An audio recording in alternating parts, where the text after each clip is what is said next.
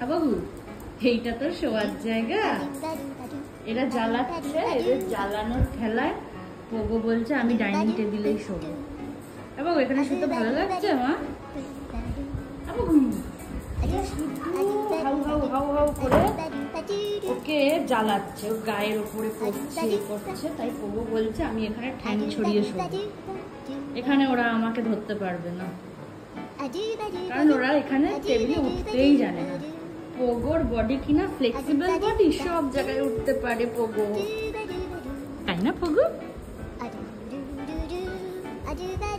ঘুম দাও, টেবিলের সাথে একটা ঘুম দিয়ে দাও। এই কি দেখছিস?